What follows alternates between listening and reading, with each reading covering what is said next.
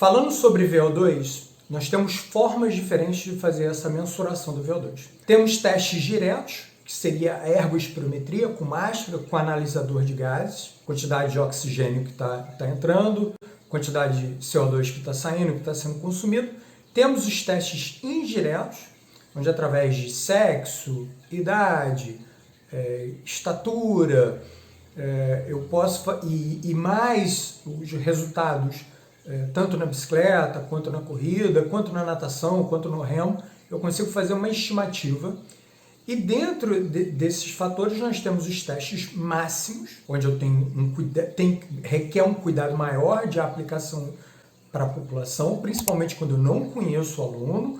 Então, assim, de acordo com a lei, só quem pode fazer um teste máximo de VO2 é o médico. Até porque, teoricamente, dentro do consultório dele, dentro da clínica, tem todo um aparato para a prestação de primeiros socorros. No mestrado, por exemplo, nós aplicávamos esse teste máximo, mas a gente tinha um desfibrilador, tivemos técnicas de ressuscitação cardiopulmonar, com a utilização do desfibrilador, tudo isso para que nós estivéssemos preparados para a aplicação desses testes. Então nós temos os testes máximos e os submáximos. Claro, a partir do momento que eu estou aplicando um teste indireto de VO2, um submáximo, o erro metodológico é maior. Tá? A gente entende isso. Em compensação, isso me dá mais segurança para trabalhar. Nós temos então nessa figura os cicloergômetros, o remo ergômetro está sendo muito utilizado. Temos um problema com o ciclismo, é utilizar aquela bicicleta de frenagem automática e que problema isso poderia trazer, por exemplo, no desempenho de um atleta de ciclismo. Não é uma bicicleta que ele está preparado para trabalhar, não é uma bicicleta que ele está acostumado. Alguns laboratórios mais avançados, você tem uma forma de você levar a sua bike, você tira a roda dianteira, prende no cicloergômetro, trava a roda traseira em rolete, melhor dizendo. Então ela fica travada ali no rolete, não promove desequilíbrio, porque a roda dianteira vai estar travada, então a bicicleta vai estar equilibrada, e ali o atleta vai desempenhar o máximo dele nesse teste. Então, esse é um grande complicador. Então, se você é ciclista, você tem um aluno ciclista e vai fazer um teste de VO2 e ele tem um nível alto, então aquele ciclo ergômetro, ele não vai desempenhar a função dele de adaptação do atleta à bicicleta. O remo, a mesma coisa. Então, mais ou menos, tem essa mesma questão da bicicleta. Claro, se o atleta numa prova, eu não consigo fazer o analisador de gases, porque eu teria que estar junto com ele e medindo, o deslocamento é complicado, uma série de coisas. Então eu utilizo no primeiro momento através desse cicloergômetro, ou faço equações de velocidade, que é muito comum no remo, na natação. Eu pego a velocidade do que ele está trabalhando e em cima disso eu traço toda a proposta de treinamento. A bicicleta tem uma característica diferente dos outros, por exemplo, assim como o remo, que eu coloco uma carga de trabalho, ok? 25 watts, 50 watts, 100 watts de trabalho. Em cima disso é uma outra medida que no treinamento eu posso fazer o ajuste para fazer um treinamento adequado. E temos isso que é um sonho de consumo. Na época que o dólar estava mais equilibrado perante o real, uma máscara dessa aí, esse equipamento portátil, estava R$ 285 mil, conversão bruta da Itália para cá. Então tem imposto, uma série de coisas, então assim, praticamente inviável. Em compensação, eu pego o meu atleta corredor e colocaria ele para fazer a medida não numa esteira, que não representa o real, e sim numa pista.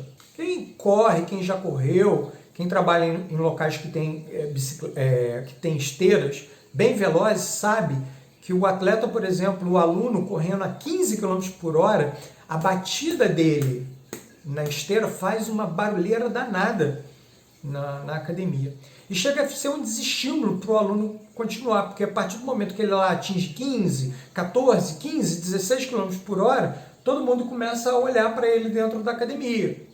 Outros alunos, por achar que está exagerado, Que barulho é esse que está chamando a atenção? Então, naturalmente, esse aluno acaba ficando desestimulado a correr numa velocidade tão alta.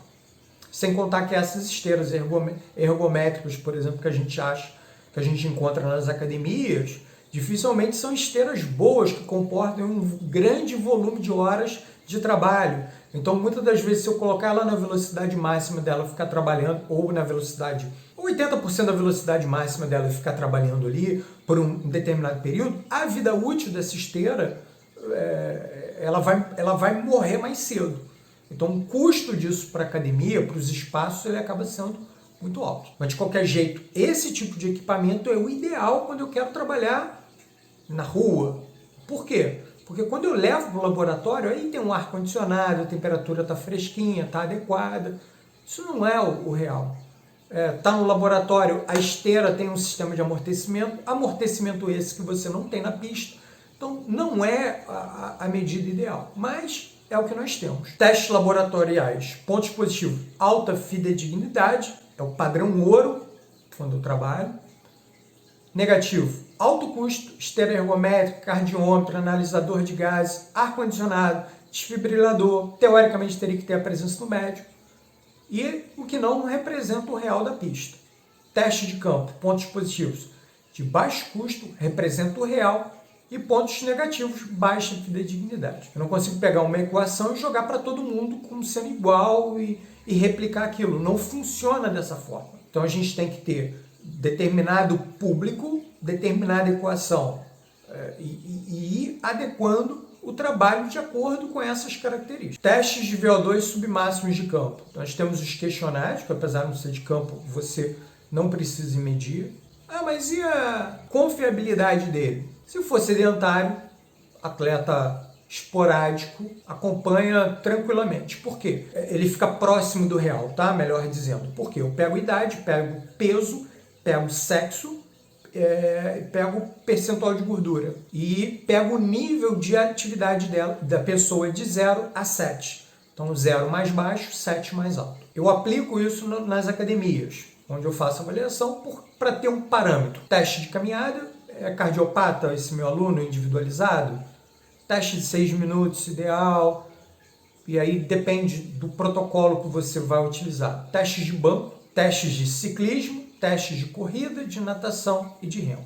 A gente vai ter o questionário, caminhada, banco e ciclismo. Que aí, de acordo com a sua necessidade, a forma de você trabalhar, com quem você vai trabalhar, você busca o melhor questionário, o que melhor se adequa à sua realidade, ok?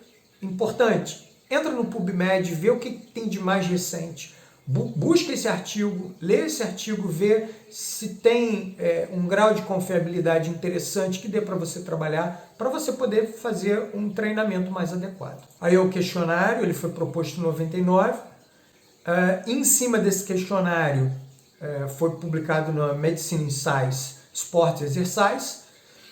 Ele faz um levantamento e, teoricamente, faz um equilíbrio das atividades, uma classificação das atividades de 0 até 7. E aqui a gente pode ver ele já traduzido. Essa daqui é a equação, eu pego idade, pego sexo, pego o nível de atividade física, estatura e o peso do aluno, tá? Tanto homens quanto mulheres. E aí eu vou mudando de acordo com o meu avaliado. Depois eu pego um protocolo de caminhada. Eu prefiro, particularmente, um protocolo de 6 minutos. Por quê? Se a capacidade desse aluno cardiopata é muito baixa, eu não imprimo um ritmo que ele tem que caminhar 1,2 km, por exemplo. Então ele vai caminhar dentro do ritmo dele durante 6 minutos. Se ele vai fazer 200 metros, 300 metros, 400 metros, 500 metros, uma outra situação. Até porque ele demanda de uma individualidade maior, uma segurança maior nessa prescrição da atividade. Mas tem esse outro protocolo, tem vários outros protocolos de caminhada, que é do Pollock, de 1,2 km. E você pega as variáveis peso, idade, sexo, tempo de caminhada, frequência cardíaca de chegada, e você aplica.